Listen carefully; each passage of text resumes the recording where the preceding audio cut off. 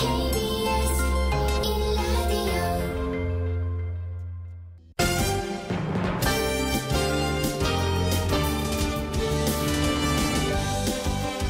1라디오 KBS 1라디오 신성원의 오늘 세계는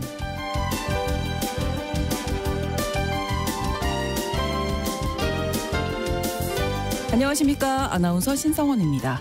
어제까지 나흘 동안 이어진 유럽의회 선거 결과 중도파가 간신히 현재 자리를 지킨 가운데 극우 정당이 약진하면서 유럽 정치 지형의 우향우 속도가 한층 빨라질 것으로 보입니다. 이런 결과 일찌감치 예고됐었죠.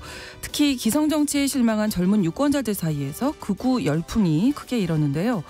이와 함께 극우 정치인들의 인기도 높아지고 있다고 합니다. 대표적인 인물로 프랑스에서 27살에 당대표가 된 조르당 바르델라를 꼽을 수 있는데요. 잠시 후 글로벌 이슈에서 유럽의회 선거 결과와 함께 흑수저 출신의 우파 청년이 유명세를 얻은 배경은 무엇인지 살펴보겠습니다.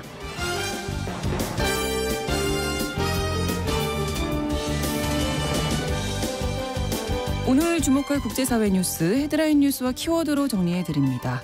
그리고 외국 여행을 할 때 수돗물을 그냥 마셔도 될까 이런 생각 한 번쯤 해보셨을 텐데요.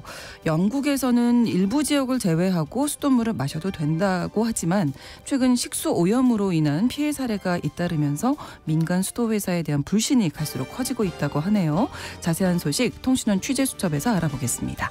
6월 10일 월요일 KBS 라디오 신성원의 오늘 세계는 시작합니다.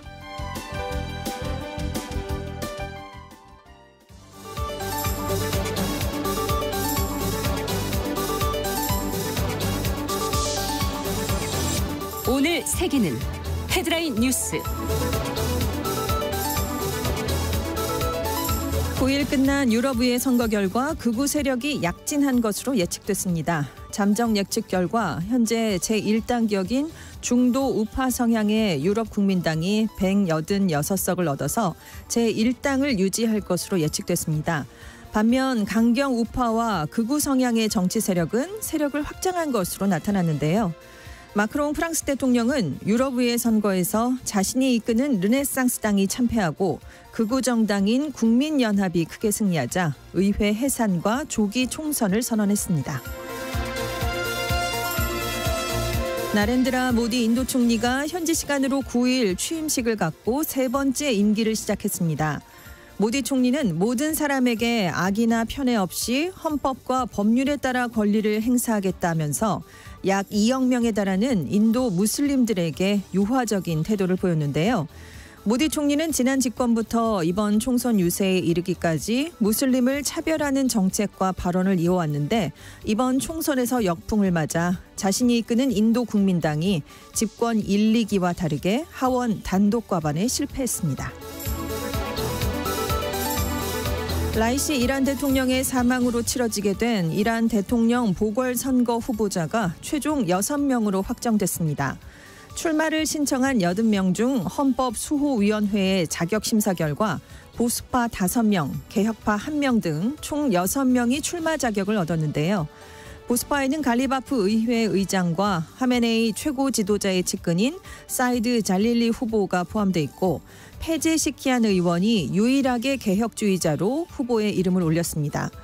현재 갈리바프 의장이 가장 유력하다는 평가가 나오고 있는데요. 대선 투표는 28일에 치러집니다. 베니 간츠 이스라엘 국가통합당 대표가 전시 내각에서 탈퇴했습니다. 간츠 대표는 9일 우리가 진정한 승리를 향해 나아가는 걸 네탄야후가 막고 있어 비상정부를 무거운 마음으로 떠나게 됐다라고 말하면서 네탄야후 총리에게 조기 총선을 실시하라고 촉구했습니다. 간츠 대표는 네탄야후 총리의 정적이지만 전쟁이 시작되자 전시 국민 통합을 지지한다는 뜻에서 네탄야후가 이끄는 우파 연정 참여를 선언하고 전시 내각 강요로 활동을 해왔습니다. 하지만 네탄야후 총리가 뚜렷한 목표와 청사진 없이 전쟁을 이어가고 가자지구 라파 지상전 확대와 구호 축소 등을 결정하자 전시 내각을 탈퇴하게 됐습니다. 제이크 설리번 미국 백악관 국가안보보좌관이 중국과 러시아, 이란 간의 협력에 대해 우려하고 있다고 밝혔습니다. 핵 위협에 맞서 미국도 핵무기 배치를 늘려야 할 수 있다는 최근 백악관 관계자의 발언에 대해선 아직 결정된 게 없다고 말하면서도 짧게는 몇 달 안에 결정을 내려야 할 걸로 본다라고 말을 해 핵무기 확대를 검토할 수 있다는 뜻을 나타냈습니다.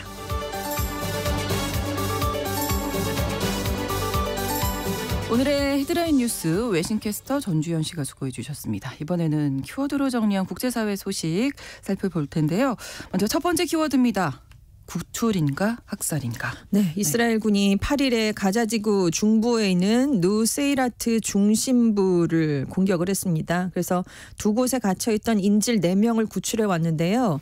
이 사람들이 작년에 이제 하마스가 기습 공격을 했을 때 음악 축제에서 납치됐던 사람들입니다. 네. 그래서 이 4명이 245일 만에 구출이 됐는데요. 이스라엘군이 하마스가 야간 경계에 주력한다라는 점을 역이용해서 오전에 기습에 나서면서 허를 찔렀습니다. 그 전쟁이 시작됐을 때 하마스에 끌려간 이스라엘 인질이 250여 명이었는데요. 네. 이 중에 100여 명이 작년 11월에 일시적으로 휴전을 했을 때 풀려났었습니다. 그 팔레스타인인 수감자와 맞교환을 통해 돌아왔는데요. 나머지 130여 명이 지금 휴전 협상이 계속 지연되면서 억류돼 있는 상황이었고요. 이 중에 최소 40명은 지병, 정신적인 충격 등으로 숨진 것으로 이스라엘 군이 추정을 하고 있습니다. 그동안 인질 생활에 성과가 없어서 국민들의 불만이 높았거든요. 그래서 네타냐후 총리가 사임 압박을 거세게 받아왔는데 네. 일단 4명을 데려오면서 한숨을 돌릴 수는 있게 됐습니다. 네. 하지만 이스라엘 인질 4명을 구하려고 팔레스타인인 민간인 수백 명을 살상한 게 아니냐. 그러면서 서방과 아랍권에서 비판이 이어지고 있는데요. 네. 일단 하마스가 통치하는 가자지구 보건부가 이 인질 구출 작전 도중에 팔레스타인 쪽에서 민간인이 최소 274명이 숨졌다. 700명 이상이 부상을 입었다라는 발표를 내놨습니다. 네. 사실 직후에는 100명 이하로 사상자 수가 파악이 됐었는데요. 이게 하루 만에 1000명에 가까워졌습니다. 그래서 결국 이스라엘이 자국 인질 1명당 243명이 넘는 팔레스타인 주민을 죽거나 다치게 한 게 아니냐 이런 비판이 높아지고 있는 건데요. 네. 일단 이스라엘 군은 작전에 투입된 대원들에게 굉장히 많은 총탄, 로켓 추진, 유탄이 쏟아졌다. 그래서 지상군과 공군이 작전 병력과 인질을 보호하기 위해서 대규모 포격과 공습을 가했다라고 설명을 했습니다. 그러니까 다수의 민간인 피해가 있었다는 건 인정을 인정을 한 하겠다. 거죠? 네. 네네. 하지만 이 이스라엘 군의 입장은 피해자 속에 일부 무장 세력과 하마스가 있었다라고 주장을 하는 거예요. 어쩔 수 없었다라는 거네. 그래서 오히려 하마스가 뭐 인질을 방패로 삼았다 뭐 이렇게 얘기를 하는 건데 민간인들도 방패로 삼고 그래서 우리는 민간인이 희생되긴 했지만 앞으로도 인질 구조 작전은 이어가겠다 이런 입장인데요. 네. 하지만 지금 인질 구출을 위해서 굉장히 민간인 희생이 너무 커졌습니다. 그러니까요. 그래서 국제사회 비판은 앞으로 커질 것으로 보이고요. 일단 콜롬비아가 즉각 이스라엘이 가자지구 전쟁을 멈출 때까지 우리는 이스라엘에 석탄을 수출하지 않겠다라는 발표를 내놨습니다. 네. 그리고 유엔 사무국도 아동 인권 보호 관련 국제 규범 위반자 명단에 지금 이스라엘 군과 하마스를 추가했습니다. 네, 너무나 많은 네. 희생이었기 그렇습니다. 때문에. 특히 또 어린이들이 많았거든요. 그렇군요. 네, 그 점이 비판을 많이 받고 있습니다. 네. 다음 키워드입니다. 계속 달라지는 도토리의 키. 도토리 키를 잴 때마다 지금 누가 네. 큰지가 살짝 달라지는 건데요. 그렇군요. 결국 도토리 키긴 합니다. 네, 네, 네, 우세한 네. 게 아니니까. 비슷비슷해요, 네. 지금. 바이든 대통령의 도토리와 트럼프 대통령 전 대통령 도토리인데요. 예. 지금 경합주에서 최근 여론조사를 해봤더니 지금 바이든 미국 대통령 지지율이 약간 더 높아진 것으로 나타났습니다. 얼마 전까지만 해도 네. 트럼프 전 대통령 쪽이었거든요. 높았잖아요. 약간 오차 범위이긴 그렇죠. 하지만. 네, 네. 근데 이제 이번 조사가 중요한 게 트럼프 전 대통령이 성추문 입막은돈 혐의로 유죄 판결을 받은 이후에 지금 실시가 됐다는 점인데요. 네. 그래서 바이든 대통령이 약간 높아진 지지율이 눈길을 끈다는 거죠. 그래서 지금 유고부와 CBS가 같이 조사를 해봤는데 7개 경합주에서 바이든 대통령 지지율이 50%, 네. 트럼프 전 대통령이 49%, 1%포인트 차. 도토리죠. 진짜. 야, 박빙입니다. 그렇습니다. 네. 네. 그 블룸버그 통신이 유죄 판결 전에 했던 이 경합주 7곳의 여론조사는 트럼프 네. 전 대통령이 48%, 바이든 대통령이 44%, 4%포인트 차는 났었거든요. 그런데 이게 1%포인트 차로 지금 바이든 대통령이 조금 뒤집은 셈이기 때문에 네. 중요하고 경합주가 대선 승패를 좌우하기 때문에 훨씬 더 중요합니다. 왜냐하면 트럼프 전 대통령, 바이든 대통령이 2016년, 2020년 대선에서 각각 이 경합주 7곳 중에 6곳에서 이기면서 최종 승리를 했기 때문입니다. 네. 다만 전국적 지지율은 트럼프 전 대통령이 50%, 바이든 대통령이 49%. 여기도 어떤 네. 조사를 해도 네. 조금 차이가 나는 그렇습니다. 거예요 지금. 네. 아무튼 이 성추문 입막음 혐의 유죄 판결이 투표에 영향을 주겠느냐라고 물어봤더니 응답자의 55%는 고려하는 요소가 아니다라고 답변을 했고요. 네. 28%는 맞다라고 대답을 했고 17%는 약간 고려한다 이렇게 답을 했습니다. 역시 문제는 경제다라는 응답이 81%로 가장 많았어요. 네. 다음으로 인플레이션, 민주주의, 범죄, 국경 문제, 총기 규제, 유죄 판결 순이었습니다. 그런데 이런 가운데 이제 경제 문제가 가장 중요한 가운데 바이든 대통령의 경제 정책에 대한 유권자 신뢰도가 좀 상승했다라는 여론조사 결과가 나왔어요. 네. 역시 유죄 판결 발표 이후에 미시간대 등이 조사를 해봤더니 응답자의 41%가 여전히 트럼프 전 대통령을 경제정책 면에서 신뢰한다라고 답을 했고요. 네. 바이든 대통령을 신뢰한다는 응답은 37%여서 바이든 대통령이 뒤처지긴 했습니다. 근데 직전 조사 때보다 지금 바이든 대통령이 불과 한 달 만에 격차를 4%포인트 차이로 줄인 거거든요. 네, 그러니까 네. 이 추세가 계속될 것인가 이것이 관건입니다. 어쨌든 뭐 11월 대선 그 날까지 네. 변수에 따라서 이렇게 엎치락 뒤치락하지 네, 네. 않을까 싶습니다. 그렇습니다. 예. 다음 키워드는 친구는 닮는다라고 하셨는데요. 오래 사귀면 닮는다라는 얘기들 많이 하잖아요. 부부도 그렇고 닮는다고 하죠. 예. 김정은 북한 국무위원장이 계속 딸 주애를 데리고 다니면서 네. 국악을 시키니까 후계자 아니야 이런 얘기가 많이 나오는데요. 그렇죠. 네, 지금 북한과 밀착하고 있는 러시아 푸틴 대통령의 두 딸이 이번에 네. 공개석상에 이례적으로 나란히 등장했습니다. 오. 여기도 많은 추측이 쏟아졌는데요. 마리아 보론초바, 카테리나 티코노바라는 두 여성이 두 딸로 알려져 있습니다. 상트페테르부르크에서 열리고 있는 국제 경제 포럼에서 잇따라 연설을 했어요. 먼저 둘째 티코노바가 군산복합제의 기술 주권 보장에 관한 그 포럼의 영상을 통해 참석했는데 이 티코노바가 러시아 기술 기업을 이끌었던 인물이기 때문입니다. 그 다음은 장녀가 등장을 했는데요. 생물학을 전공한 유전 연구자입니다. 그래서 생물 경제학을 주제로 연설을 했는데 각각 이 포럼에 참여한 적은 있지만 동시에 연설을 한 건 이번이 처음입니다. 근데 이 두 딸은 푸틴 대통령이 83년에 결혼해서 2013년에 이혼한 전처 루드밀라와의 사이에서 얻은 두 딸로 알려져 있습니다. 네. 친딸이라고 공개적으로 인정한 적이 없어요. 근데 딸로 알려져 있고 그동안 딸들의 이름이나 직업을 직접 언급한 적도 없습니다. 푸틴 대통령이. 가족 얘기를 잘 안 했던 네, 거군요. 굉장히 네. 사생활을 비밀에 붙였는데요.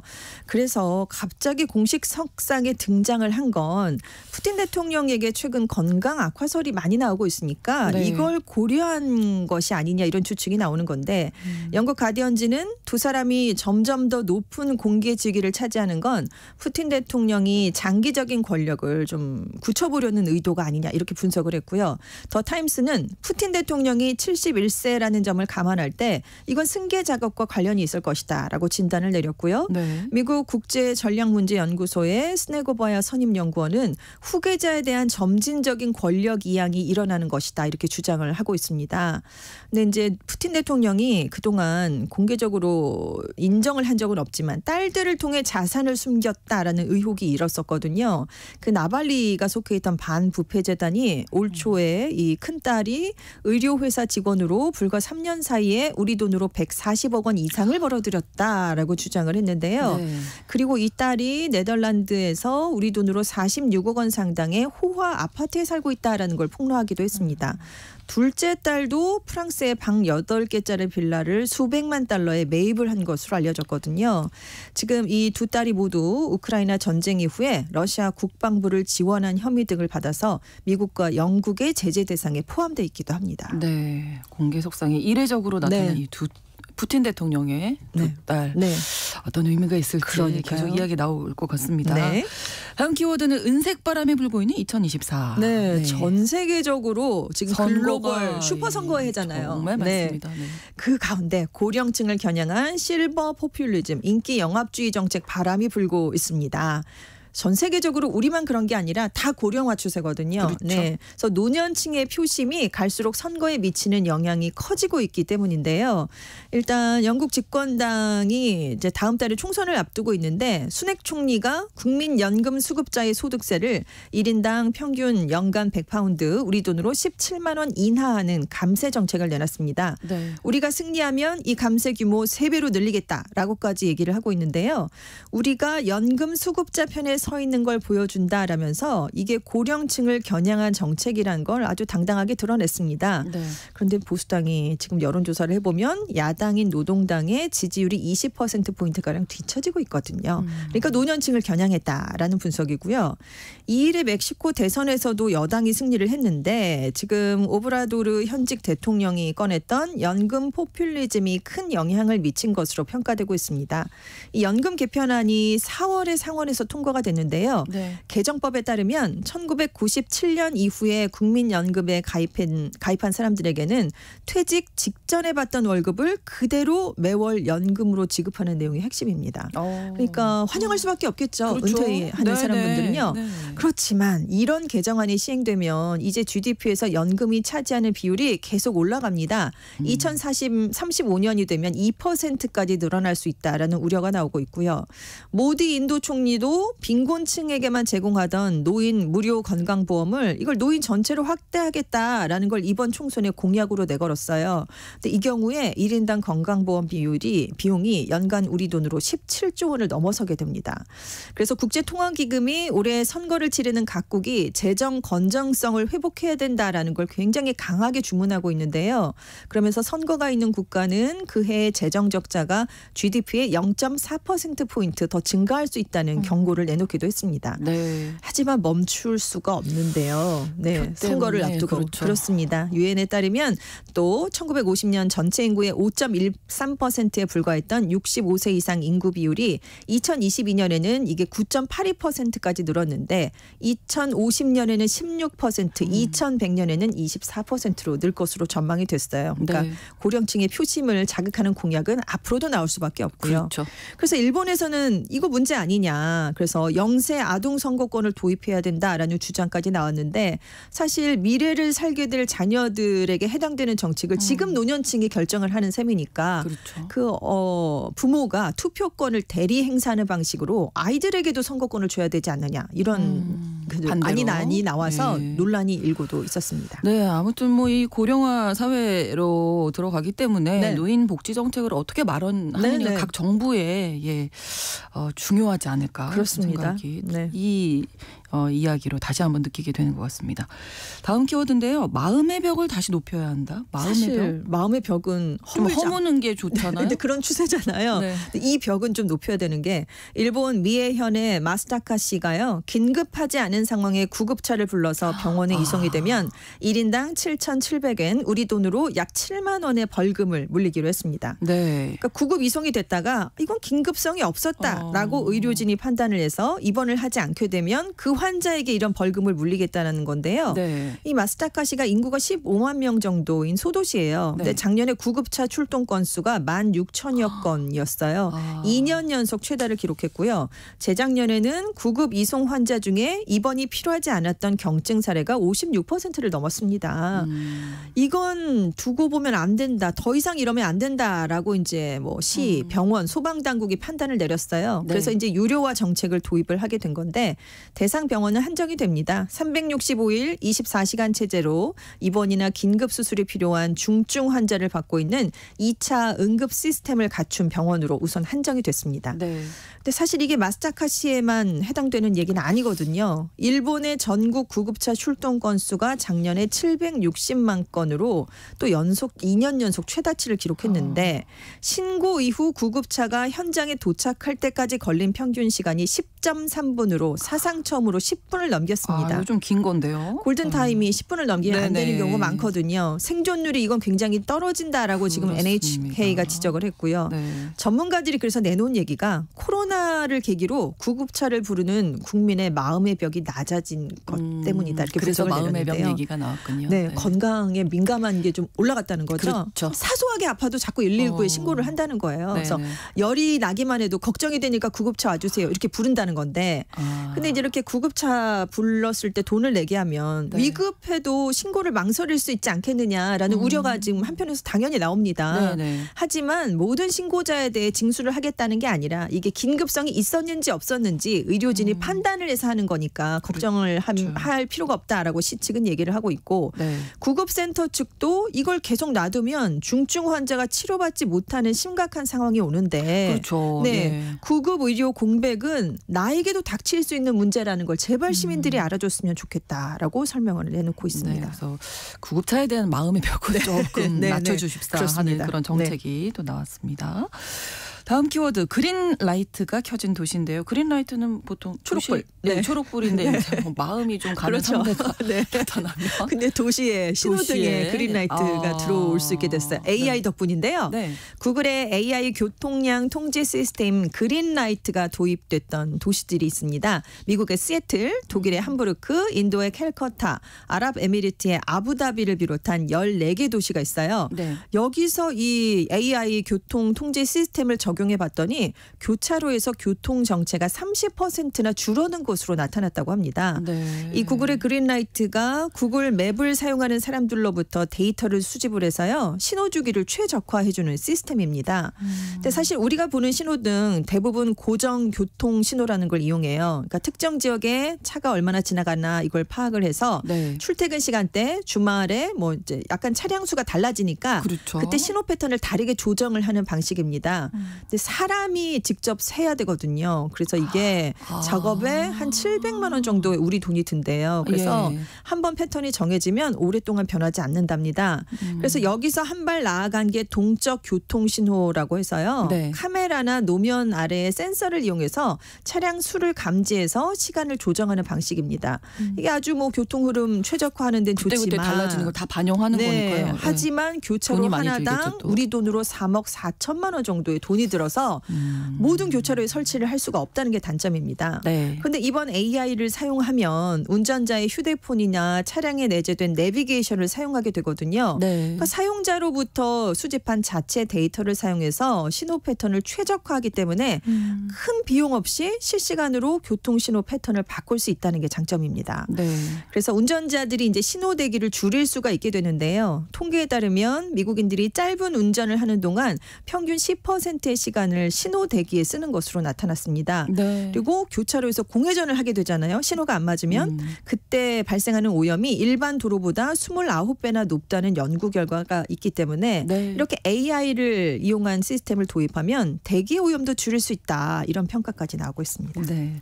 오늘의 헤드라인 뉴스와 키워드 외신캐스터 전주현 씨와 함께했습니다. 오늘도 고맙습니다. 네, 감사합니다. KBS 라디오 신성원의 오늘 세계는 1부 마무리합니다. 11시 30분부터 일부 지역에서 해당 지역 방송 보내드리고요. 더 비치보이스의 노래 준비했습니다. 오늘은 It Be Nice 함께 들으시죠.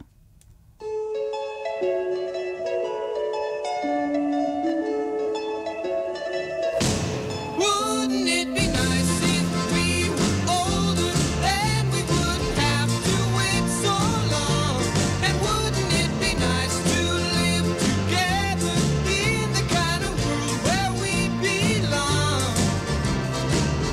No, it's gonna make it that much better when we can say goodnight and stay.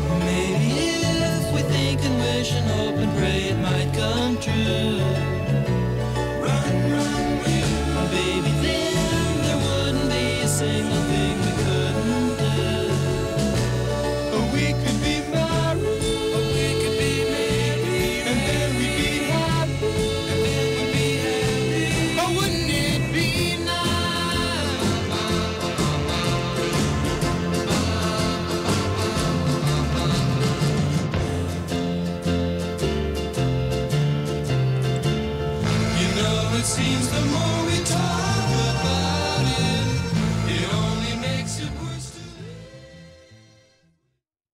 지금 시각은 11시 30분입니다.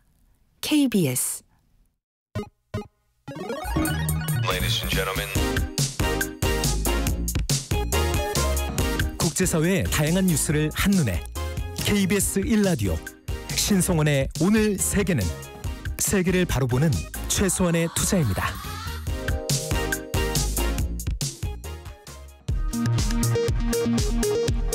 이 시각 라디오 정보센터 뉴스입니다. 한덕수 국무총리는 오늘 오전 서울시청에서 열린 제37주년 60민주항쟁 기념식에 참석해 60민주항쟁의 고귀한 정신은 우리가 계승하고 발전시켜야 할 소중한 유산이라고 강조했습니다. 합동참모본부는 기자단 공지를 통해 어젯밤부터 오늘 오전 8시 30분까지 식별된 대남 오물풍선은 310여 개로 집계됐다고 밝혔습니다. 이재명 더불어민주당 대표는 정부가 북한의 오물풍선 살포에 맞서 대북 확성기 방송을 재개한 것과 관련해 남북 모두 패배자가 되는 유치한 치킨 게임은 중단해야 한다고 비판했습니다. 윤석열 대통령이 오늘 오전 투르크메니스탄과 카자흐스탄, 우즈베키스탄 국빈 방문 순방길에 올랐습니다. 국민권익위원회가 전국 243개 지자체 지방의회 의원들의 외유성 국외 출장에 대해 실태 조사에 나섰습니다. 환자의 몸에 고정한 피주머니를 재부착하는 작업도 의료행위에 해당해 간호조무사가 홀로 하면 안 된다는 대법원 판단이 나왔습니다. 경찰은 최근 일부 유튜버들이 20년 전 밀양 성폭행 사건 가해자 신상을 공개하는 것과 관련해 밀양경찰서와 김해 중부경찰서에 모두 16건의 고소와 진정이 접수됐다고 밝혔습니다. 지금까지 라디오 정보센터 뉴스 정한나였습니다.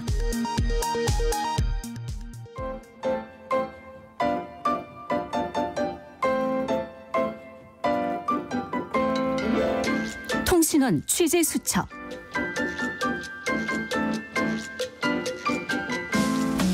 영국에서 수돗물을 둘러싼 잡음이 끊이질 않고 있습니다. 수돗물이 오염돼서 주민들이 기생충에 감염되는가 하면 하수구가 넘치는 바람에 주민들이 불편을 겪었고요. 여기에 영국 최대 수도회사가 도산 위기에 처해 있다, 이런 우려도 나오고 있다고 하는데요. 영국 런던 김수정 통신원 연결해서 자세한 이야기 들어보겠습니다. 안녕하세요. 네, 안녕하세요. 영국 런던입니다. 네, 자, 최근 영국 최대 상하수도 업체죠, 템스워터가 대중들을 상대로 수돗물을 마시지 말라, 이렇게 경고를 공식적으로 발표한 게 논란이었다고요? 네, 그렇습니다. 지난 5월 31일이었죠. 런던에서 좀 멀지 않은 서리 지역의 브람리라는 마을에서는 네. 616가구가 수돗물을 마시거나 요리에 직접 사용하지 말라는 경고 지시를 받았습니다. 최근에 실행된 수질 테스트를 한 결과 네. 일부 지역의 수돗물에서 품질 저하 가능성이 제기된 건데요. 이유로는 근방에 있는 주유소의 연료 유출과 관련이 있는 것으로 알려졌고요. 네. 네, 이 지역 주민들은 이 수도회사로부터 생수를 대신 공급받았다고 합니다. 문제는 최근 몇 년 동안 영국 전역에서 이런 물 오염에 대한 문제가 끊임없이 제기되고 있다는 사실인데요. 네. 시민들은 경고를 받은 해당 지역이 아니더라도 그렇죠. 어떻게 이렇게 불안해서 수돗물을 맘 놓고 마실 수 있겠냐면서 큰 불만을 제기하고 있는 상황입니다. 네, 또 수돗물에서 기생충이 나온 적도 있었다면서요. 네, 맞습니다. 불과 한 3주 정도 전인 것 같은데요. 네. 지난달 5월에도 영국 남서부 휴양지로 이름난 대번주의 한 어촌 마을 브리캄이라는 곳에서 네. 수돗물이 오염되면서 주민들이 기생충에 감염된 사건이 있었습니다. 네. 당시 감염은 기생충인 크립토스포리디움에 의한 감염으로 밝혀졌고요. 확진 사례가 46건이었고 또 확진이 아니어도 설사를 하거나 복통이나 탈수 증상을 호소했던 주민들이 100명 이상이었다는데요. 따라서 이 지역 주민들은 이후에도 며칠 동안 뭐 양치질이나 요리를 할 때도 그 물을 끓이더라도 혹시나 이 감염될지 않을까 이런 그 두려움에 떨었다고 합니다. 네. 그 영국 정부가 감염 사례를 확인한 직후에 이 지역 상수도 시설을 관할하는 민간 수도 회사인 그 사우스 웨스트 워터는 네. 지역 내 17,000여 가구를 상대로 그 7,000여 가구나 그 기업을 상대로 끓이지 않은 수돗물을 사용해서는 안 된다 이런 공지를 냈고요. 네. 이 수도관 오염 원인으로는 그 저수지에 인접해 있는 소를 방목하는 들판을 지나는 그 수도관의 공기 밸브가 손상돼서 이런 일이 발생됐다 이렇게 설명을 했는데 네. 그 며칠 안에 물을 꼭 끓여 먹어라 이런 경고 공지는 그 해제됐지만 네. 이런 일들이 자꾸 생기니까 마음 놓고 물을 마시기가 꺼려지는 게 사실입니다. 근데 수돗물을 그냥 원래 마시나요, 영국에서? 정수기나 뭐 정수 필터 이런 거 안 쓰는 건가요? 예, 분위기가 어떻습니까? 한국에 비해서는 많이 안 쓰는 것 같아요. 그러니까 그렇군요. 대부분 영국인들은 제가 봤을 때는 네. 그 수돗물을 그냥 마시고 요리를 할 때도 그 수돗물을 바로 받아서 쓰는 편이고요. 네. 그 정수기를 혹시 사용하더라도 한국처럼 이렇게 좋은 그 수도에 연결해서 직접 연결해서 이렇게 쓰는 기계가 아니라 네. 그 필터를 이렇게 껴서 사용하는 간이 물통 같이 생긴 좀 비교적 간단하게 이렇게 정수를 해서 사용하는 편인데요. 네. 그 한국에 비해서 또 페트병 생수를 사 먹는 비율도 훨씬 적은 것 같고 네. 외식을 할 때도 워낙 물가가 비싸서 그런지 비싼 그 생수, 그 페트병 생수, 뭐 물병 생수 이런 걸 주문하는 사람들보다는 수돗물을 달라고 해서 마시는 경우가 훨씬 더 흔한 것 같습니다. 그러다 보니까 이런 그 물 오염 문제가 도마에 오를 때마다 시민들이 예민해지고 좀 분노할 수밖에는 없는데요. 그렇죠. 일부 주민들과 정치인들은 현재 영국이 안고 있는 이런 상하수도 회사 문제가 네. 단순한 사고가 아니라 민영화가 됐기 때문에 일어나는 이런 영향이다. 이렇게 비판을 하고 있기도 합니다. 아, 이 예전에 그 대처 총리 시절에 많은 부분을 민영화했었잖아요. 예, 맞습니다. 지금 가장 큰 골칫거리로 떠오르고 있는 템즈 워터 역시 1989년 마가렛 대처 총리 시절 민영화된 영국의 최대 수도회사인데요. 네. 당시 대처 정부가 그 작은 정부 기조에 따라서 76억 파운드의 매각이 됐었고요. 현재 영국 전체 인구의 4분의 1에 물을 공급하고 있습니다. 문제는 민영화됐을 당시만 해도 템즈워터에는 부채가 없었지만 현재 템즈워터가 안고 있는 부채는 약 150억 파운드, 우리 돈으로 약 26조 원에 달한다고 알려져 있는데요. 네. 그 현지 언론들은 그 수질 관리를 담당하는 템즈워터가 재정적으로 너무나 힘든 상황이기 때문에 템즈강이 심각한 이런 상황은 개선될 그 희망이 거의 없다 이렇게 진단하고 있는 상황이고요. 템즈워터가 민영화된 이후 주주와 임원 이익만 최우선으로 했기 때문에 이런 어떤 대중들이 그 가는 거센 비난 여론은 가라앉지 않고 있습니다. 네. 또 게다가 템즈워터는 금리가 낮을 때 엄청난 돈을 빌린 뒤에 해당 금액을 상하수도 시설 투자에 사용하지 않고 주주들에게 배당금으로 썼다는 의혹도 구성한 상황인데요. 네. 예, 이 때문에 영국에서는 템즈워터가 다시 국유화가 돼야 된다. 이런 네. 주장도 힘을 얻고 있는 분위기입니다. 그런데 지금 이렇게 부채가 많은 상황에서 국유화를 다시 하게 되면 이게 또 공공재정으로 메워야 되는 부분이라서 영국 정부에서는 이걸 어떻게 문제를 풀어야 할지 고민이 많겠습니다.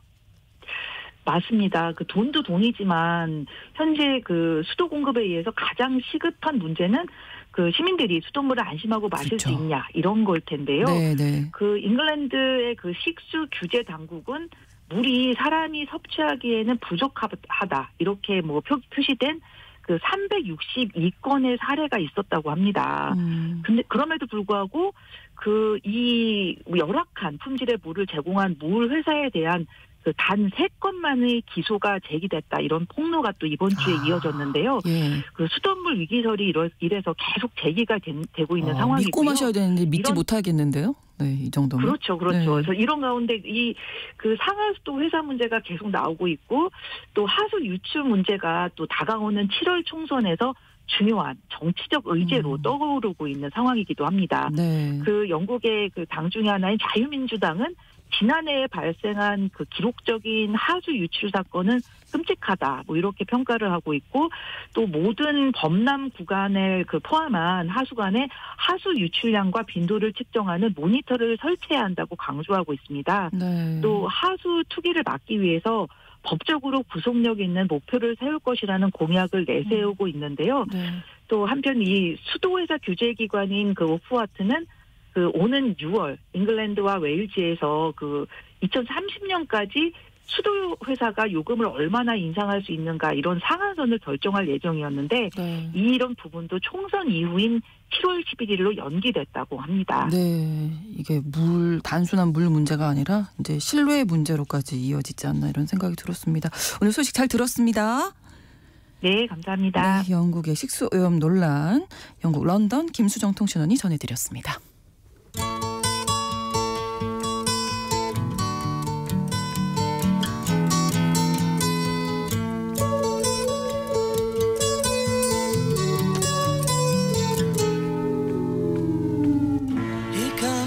유럽연합 27개국에서는 어제까지 나흘에 걸쳐서 새로운 유럽의회 구성을 위한 선거가 치러졌습니다. 이번 선거에서는 특히 반이민 정서를 기반으로 하는 극우 정당들의 득세가 예상되면서 앞으로의 유럽 정치 지형의 중대한 변화 가능성까지 나오고 있는데요. 오늘 글로벌 이슈 이 선거 결과와 함께 유럽 극우주의를 이끄는 인물들에 대해서 알아보겠습니다. 오늘도 오혜리 국제전문기자와 함께합니다. 어서 오세요. 네, 안녕하세요. 자, 일단은 지금 현재 개표 상황 어떻습니까? 예, 지금 한참 막바지 집계 중입니다. 네. 유럽의회 의석이 총 720석인데요. 중도 우파 그룹 그리고 중도 좌파 그룹이 제1당하고 2당의 기존의 지위를 그대로 유지하기는 하지만 극우 성향 정당들의 의석수가 크게 늘어서 원내에서 앞으로 막강한 영향력을 행사할 수 있게 됐습니다. 그 프랑스의 극우 정당 국민연합이 속한 극우 그룹, 또 이탈리아 조르조 멜로니 총리가 이끄는 이탈리아 형제들 이 당이 속해 있는 강경 우파 그룹을 합쳐서 이제 두 그룹이 비슷한 성향이니까요. 네. 이 두 극우 성향의 이 그룹들의 의석이 최소 130석이 넘을 것으로 예상이 되고 있습니다. 네. 또 특정 그룹에는 속하지 않은 무소속 정당들 중에서 독일의 극우파, 독일을 위한 대한당이 약 16석이 예상이 되고요. 또 헝가리의 또 극우 정당이죠. 피데스 당이 10석 내외를 또 가져갈 것으로 예상이 되고 있습니다. 네. 이렇게 해서 극우 성향들의 그 정당들의 의석을 모두 합치면 150석에서 약 155석이 될 것으로 예상이 되고 있는데요. 네. 이렇게 되면은 원내 제2당의 2위에 이제 입지를 가지고 있는 중도 좌파보다 의석수가 더 많아서 실질적으로 원내 2위의 어떤 지위를 차지하면서 영향력을 행사할 수 있을 것으로 보여집니다. 네. 또 한 가지 주목되는 건 좌파 그룹 녹색 당 유럽 자유동맹의 부진이에요. 기존 의석수가 71석이었는데 무려 20여 석이나 일어서 53석 안팎이 얻는데 그쳤습니다. 또 중도 자유당 그룹도 약 102석이었는데 그동안에 근데 20여 석을 잃어서 약 80석 안팎이 지금 예상되고 있습니다. 네, 전체적으로 이제 극우의 약진으로 이번 선거 네. 결과 종합해 볼 수 있을 텐데 이렇게 된 이유 어떻게 보십니까? 뭐 예상대로 코로나 팬데믹 여파로 인해서 인플레이션 경제가 매우 이제 어려워진 상황에다 또 우크라이나 전쟁으로 인해서 에너지 가격이 또 많이 상승해서 그렇죠. 또 경제적인 타격이 컸죠. 또 안보 불안도 또 심각해졌고요. 여기에 기존에 쭉 이어져 왔던 난민들의 대거 유입으로 인한 사회적 갈등 고조 또 민족주의 자국 우선주의 이런 것들이 강화되면서 표심에 영향을 미친 것으로 분석이 됩니다. 이제 프랑스 경우가 그런 성향이 이제 가장 두드러지게 이번에 나타났다라고 할 수 있는데 마크롱 대통령이 이끄는 그 중도 성향 르네상스 당이 극우 이제 국민연합에 완패를 했잖아요. 국민연합이 그동안에 이제 프랑스에 배정되어 있는 유럽의회 의석이 총 81석이거든요. 근데 그중에 국민연합이 이번에 30석 정도를 가져가서 기존보다 12석이 더 늘었습니다. 반면 집권 여당은 10석이나 잃어가지고 기존 의석보다 10석이나 잃어서 13석밖에 안 될 것으로 예상이 되고 있는데 뭐 거의 절반 정도의 수준이죠. 그래서 이제 이런 점 때문에 결국 마크롱 대통령이 패배를 인정하고 이제 총선을 치르겠다 이런 선언을 했습니다.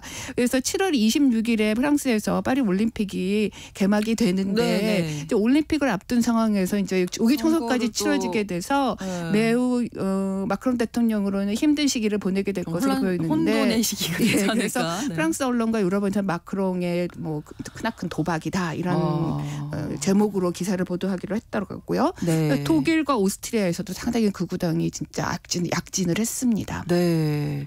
자, 그러면 앞으로 유럽 의회가 어떤 방향으로 움직이게 될지를 좀 전망해 주신다면. 예, 뭐 많이 나온 예상이긴 한데요. 앞으로 이제 경제적 또 외교적 안보 분야에서 자국 우선주의 이런 것들이 그렇겠죠. 고조되면서 네. 유럽에서 한 목소리, 하나의 이 공통된 의견으로 정책을 추진하기 매우 어려울 것으로 예상이 됩니다. 각각 우리나라가 먼저다. 네, 그렇습니다. 그래서 또 무역 보호주의 성향도 강화가 될 것으로 예상이 되는데 네. 이렇게 되면은 이제 유럽 시장에 진출하려는 우리 기업들에게 타격이 있을 것으로 예상이 됩니다. 녹색당이 속해 있는 그룹이 이번에 뭐 사실상 패배를 했기 때문에 환경 정책에서도 여러 부분에서 이제 후퇴가 예상이 되는데 네. 다만 기존의 중도 성향 정당들도 이 친환경 정책에 대해서는 여러 가지 그 이제 뭐 공통의 인식이 있고 유권자들도 지금 기후 변화의 심각성을 인식을 그렇죠. 하고 있고 네. 또 오랫동안 이런 분야에서 추진해온 정책의 역사가 있기 때문에 뭐 아주 급격한 뭐 반전까지는 아니겠지만 약간의 후퇴는 불가피해도 뭐 기존의 추세는 좀 이어지지 않을까라고 저는 생각해 봅니다. 네. 일단 이 유럽 의회 선거 치러지기 전부터도 이런 네. 예상은 사실 있었거든요. 네, 극우 맞아요. 정당들의 네. 강세. 특히 유럽 청년 세대들이 극우 정당에 쏠리고 있다는 점이 네. 예, 시선이 모였는데. 근데 이제 이렇게 극우 정당들이 약진하게 된 것은 역시 이제 기존의 기성 세대뿐만 아니라 청년 세대들이 극우 정당들 많은 표를 줬다라고 볼 수 있습니다. 그동안에 이 청년 세대들이 뭐 정치에 아예 무관심하거나 또는 그렇죠. 특별한 특정 정당에 대한 지지 의사를 잘 안 나타냈었는데 네. 이번에는 유난히 이제 목소리를 내면서 그동안에 이제 수십 년 동안 유럽을 이끌어왔던 어떤 중도 정치의 이제 판도를 바꾸는데 중요한 역할을 했습니다. 또 그 프랑스와 네덜란드 같은 경우에는 이제 최근에 여론조사를 보면은 18세부터 34세 유권자들, 이제 청년층 유권자들에서 거의 35%가 극우 정당을 뭐 지지한다라고 답을 했었고 독일과 이탈리아에서도 뭐 20%에서 한 35%이 안팎의 지지율을 극우 정당에게 나타냈습니다. 네. 뭐 이유는 뭐 앞서서도 지적했지만 인플레이션으로 따른 이제 망가진 경제 뭐 여러 가지 요인으로 인해서 그 무능한 이제 기성 세대에 대한 반발 이런 그렇죠. 것들이 이번에 표심으로 작용을 했고요. 네. 특히 이제 젊은 세대 입장에서는 부모 세대보다 가난해지는 현실에 대해서 네. 매우 이제 분노를 하고 있고 이걸 당연시하게 여기는 거에 대해서 뭐 거부하는 이 태도가 강해지면서 네. 이번에 유럽의회 선거에 이런 결과를 나타내게 되지 않았나라고 생각이 듭니다. 네, 유권자들도 이렇게 달라지면 사실 극우 정치인들 사이에서도 예. 그래서 이제 세대 교체가 이루어지는 게 아닌가. 예, 네. 이미 뭐 아주 활발하게 네. 이루어지고 있습니다. 대표적인 인물이 이제 프랑스 극우정당 국민연합의 그 조르장 바르넬리 대표이죠. 네. 올해 나이 29살입니다. 네. 그러니까 바로 전에 마린 르펜 대표가 55살이니까 네. 뭐 26살 차이입니다. 와. 네. 20대에 이제 당 대표가 됐는데요. 20대예요? 네, 와. 그래서 요번 아마 그 유럽의회 선거에서 프랑스에서 이제 뭐 국민연합의 돌풍을 일으키는 데는 바르넬라의 이 인기가 네. 결정적인 영향을 미친 것으로 보여집니다. 새로운 얼굴이군요. 네, 그래서 많은 언론들이 유럽 국의 새 얼굴 또 뭐 차세대 마크롱이 뒤를 잇는 차세대 정치인 뭐 라이징 스타 이런 말을 지금 오. 쓰고 있죠. 특히 네. 이제 틱톡과 인스타그램을 이제 정말 이제 적극적으로 이용하고 있는데 그래서 굉장히 많은 추종자를 팔로워를 가지고 있다고 합니다. 네. 29살에 당대표가 된 예, 예. 조르당 바르델라 어떤 인물인지 궁금합니다. 예, 1995년생입니다. 예. 파리 외곽에 있는 센생든이라고 하는 이 지역에서 알제리계 아버지 또 이탈리아계 어머니 사이에서 태어났습니다. 이제 부모는 일찌감치 다시 헤어졌고 홀어머니의 이제 밑에서 어렵게 살면서 성장기를 보냈다고 합니다. 네. 이 생둔이라고 하는 지역이 파리 북쪽에 있는 지역이거든요. 네. 근데 이제 중동이라든지 북아프리카 출신의 이민자들이 많이 살고 있는 곳으로 알려져 있고 또 실제로 그렇기 때문에 좀 우범지대로 알려져 있는 게 뭐 사실입니다. 그런데 그 바르넬라가 그 뭐 어디서 인터뷰를 한 걸 보니까 자신이 어렸을 때는 매일 창문 밖으로 뭐 이제 뭐 깡패나 마약 중독자들이 오가는 것을 보면서 자기가 자랐다 이런 말도 했더라고요. 네. 그리고 특히 이제 2005년이니까 10살 때겠죠. 10살 때 이 생드니에서 이민자 폭동 사태가 벌어져서 아주 심각한 수준이었습니다. 여전 좀 어떻게 보면 좀 영향을 미쳤겠네요. 예, 그때 아마 아주 강렬한 영향을 받았던 것 같아요. 그래서 네. 인터뷰를 보면은 그때 자신이 경험했던 거를 악몽, 공포 이런 것들을 프랑스 국민들에게 반복해서 이제 겪지 않게 하기 위해서 자신이 일찌감치 정치에 뛰어든 것 같다 이렇게 설명을 한 적도 있습니다. 네. 17살 때인 2012년에 그 당시에는 지금의 국민연합이 아닌 전신인 이제 국민전선이었는데요. 그때 네. 17살 나이에 가입을 했습니다. 그런데 아주 당내에서 빨리 주목을 받아서 네. 2018년에 이제 국민연합으로 이름을 바꾼 그 마린 르펜 네. 전 대표의 아주 집중적인 총애를 받았어요. 그래서 당대표, 뭐 부대표 이렇게 거쳤고 국민연합 대표로 선출된 거는 2022년이었습니다. 네. 그러니까는 르펜 가문 이제 아버지 르펜과 딸 르펜을 제외한 그 가문 밖에 이제 제3자로서는 네, 네. 처음으로 아. 이제 이 프랑스 극우 정당의 대표가 된 겁니다. 네. 당시 당원들의 지지표가 뭐 85%라고 하니까 완전 엄청난, 절대적이네요. 예, 네. 20대 중반의 나이에 오. 절대적인 당원들의 지지를 받고 있는 인물이죠. 이번 유럽의회 선거가 어떻게 보면 그래서 이제 바르델라로서는 첫 번째 네네네. 정치적인 시험대인 예, 예, 셈인데 프랑스 유권자들 실제로 지지율 어떻게 나타나고 있나요? 그에 일반적인 대해서? 당원들은 뭐 막강한 이제 지지를 보내고 있고요. 네. 뭐 일반적인 유권자들도 최근 들어서 아주 급격히 인기가 높아지고 있습니다.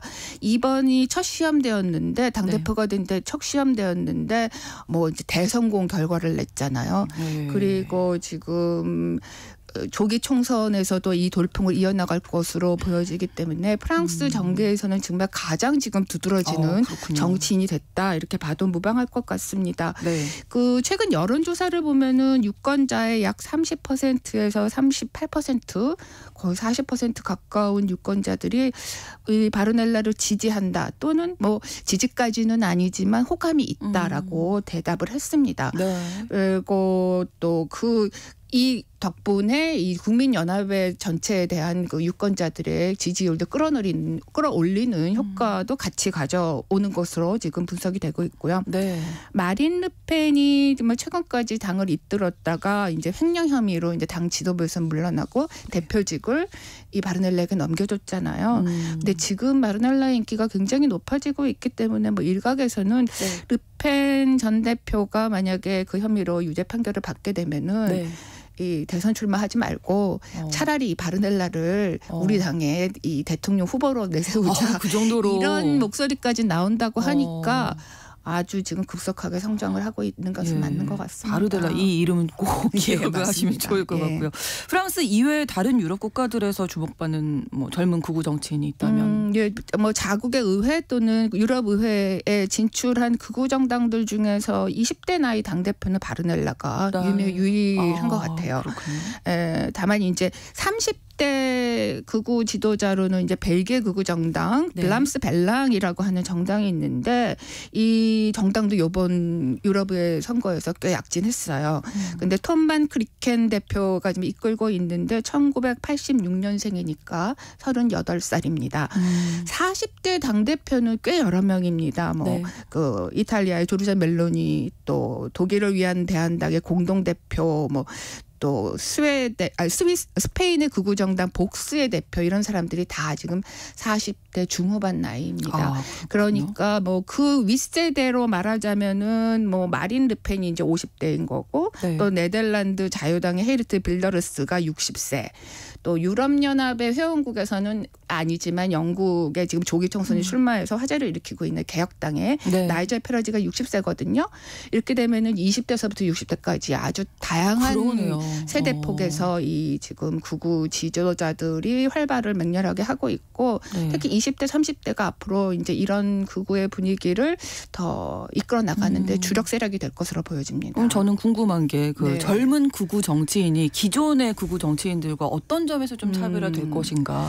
사실 제가 바르넬라를 요번에 좀 지켜보면서 네. 그가 뭐 마린 르펜하고는 어떤 정치적인 성향이나 정책의 차이가 있을 거라고 조금 좀 집중적으로 지켜봤는데 네. 사실 기존의 국민연합의 색채하고 크게 다르지는 않은 것 아, 같아요. 그래요? 네. 그런데 뭐 강력한 이민 제한이라든지 뭐 민족주의라든지 자국 우선주의 이런 극우 노선에서는 크게 차이는 없는데 다만 그 조금 차이가 더 있다라면은 20대이기 때문에 굉장히 밝고 뭐 경쾌하고 또 아주 신선한 이미지를 가진 정치인인 것은 분명합니다.